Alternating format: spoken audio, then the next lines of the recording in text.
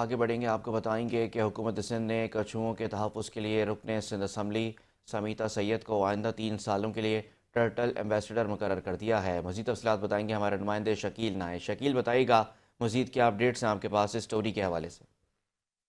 جی، حکومت سندھ نے رکن صوبہ اسمبلی سمیتا سید کو ٹرٹل ایمبیسڈر مقرر کر دیا ہے۔ سمیتا سید آئندہ 3 سال تک کچھوؤں کے تحفظ کے لیے کام کریں گی۔ محکمہ جنگلی حیات نے اس سلسلے میں جو یہ نوٹیفیکیشن جاری کیا، اس میں کہا گیا کہ جنگلی حیات کے تحفظ میں سمیتا سید کی دلچسپی کے باعث انہیں یہ فیصلہ کیا گیا۔ سمیتا سید کچھوؤں کے تحفظ کے لیے اور ان کی افزائش کے لیے اور عوام میں آگاہی کے لیے سرگرم کردار ادا کریں گی۔ سمیتا سید سرکاری اور غیر سرکاری اداروں میں مقامی برادریوں میں تحقیقاتی مراکز سے تعاون کریں گی۔ ٹرٹل ایمبیسڈر کے طور پر وہ تعلیمی مواد، بروشرز اور ڈیجیٹل آگاہی کی مہم بھی چلائیں گی۔ کچھوؤں کے مسائل اجاگر کرنے کے لیے میڈیا سے بھی تعاون کیا جائے گا۔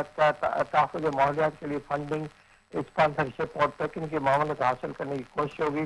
جی کارپوریٹ سوشل ریسپانسبلٹی کے ذریعے کچھوؤں کے تحفظ کو فروغ دیا جائے گا۔